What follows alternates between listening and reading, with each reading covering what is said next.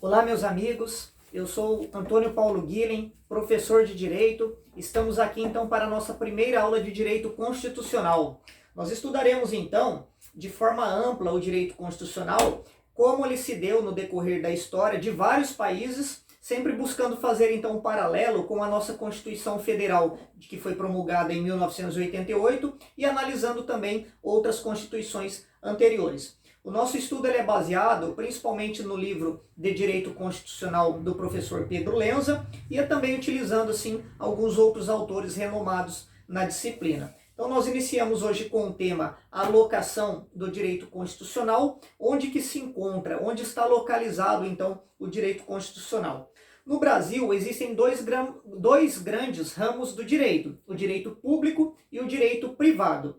Em relação ao direito público, são normas, então, de natureza pública que têm a preocupação e têm a atuação do Estado, tem a preocupação, então, com a organização do Estado, com a organização social, tanto do Estado como da própria sociedade e assim por diante. Então, o direito constitucional, ele entendem-se, né, a maioria que ele se enquadra, então ele estaria dentro do ramo de direito público, assim como o direito administrativo, o direito financeiro, o direito penal, o direito tributário, pertenceriam então ao ramo do direito público. E aí no ramo do direito privado, nós teríamos aí direito civil, direito empresarial e assim por diante. Então, o direito público, ele trata então da relação dos particulares, do cidadão, com o próprio Estado, com o poder público, enquanto o direito privado, ele trataria então da relação entre os particulares. Mas nós veremos que isso pode ser um pouquinho mais complexo, um pouco mais detalhado. Então, como eu disse, o direito constitucional, ele normalmente está enquadrado, ele costuma estar dentro do ramo de direito público. Direito público fundamental, segundo o professor José Afonso da Silva. Um exemplo disso seria a organização e o funcionamento do Estado. Modernamente, na verdade, hoje ele é tido como um direito uno, indivisível, indecomponível, ou seja, ele não pode ser decomposto, não pode ser fracionado. Academicamente, então, nós ainda estudamos o ramo de direito público e ramo de direito privado, mas o direito constitucional, ele vai um pouco mais além. Então essa classificação, houve primeiramente uma classificação que separou então as leis civis das leis públicas. Isso lá em Roma, já no direito romano. Isso foi influenciando então a elaboração do próprio Código de Napoleão, que se deu em 1804. E aí o Código Civil, ele passa a ter então uma natureza de constituição privada, como se fosse então uma constituição privada. A partir daí, né, posteriormente, vai surgindo então os ideais do liberalismo, ou seja, aquela ideia de não intervenção do Estado, onde os particulares por si só seriam capazes de reger ali os seus relacionamentos. Então afasta-se o Estado na relação entre os particulares. E aí nós teríamos então, primeiramente, aí essa ideia dos direitos de primeira geração. Principalmente então com a ideia, com o ideal de liberdade.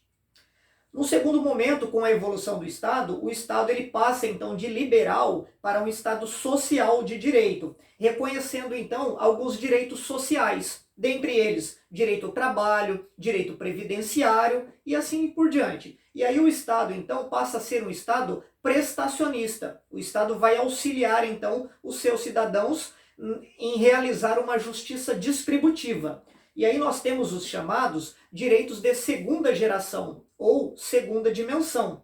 E aí a Constituição brasileira que prevê isso, nós temos como exemplo a Constituição de 1934, que apresenta marcas aí da Revolução Industrial, tá? Traz então essas marcas da Revolução Industrial, essas ideias de liberalismo, mas começa a apresentar também essas ideias aí de uma justiça distributiva dos direitos sociais. Já na Constituição de 1988, além disso, ela vai consagrar também, além dos direitos de primeira e segunda geração, ela apresenta também os chamados direitos de terceira geração ou de terceira dimensão. Seriam então, entre eles, a solidariedade ou a fraternidade. E aí são os direitos chamados de direitos transindividuais. Superada aí essa dicotomia, essa diferença, esses dois pontos apenas existentes de direito público e direito privado, Aí nós passamos então a um tema, um subtema chamado de constitucionalização do direito privado. Então até então nós teríamos então o direito público atuando de um lado e o direito privado de outro lado. Agora nós temos essa ideia que surge então de uma constitucionalização, a interferência da Constituição dentro do ramo do direito privado.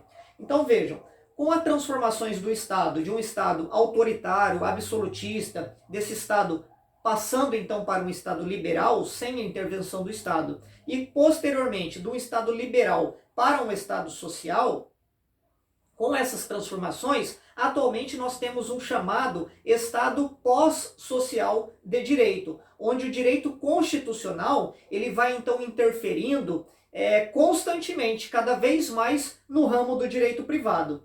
E aí nós temos um princípio matriz que norteia toda a nossa Constituição, que é o chamado princípio da dignidade da pessoa humana. Então, mesmo nas relações entre particulares, faz-se necessário que seja reconhecido e que seja respeitado esse direito, então. O direito aí, o princípio, aliás, princípio da dignidade da pessoa humana, que está lá, então, como um direito fundamental no artigo 1º, inciso 3º da Constituição de 88.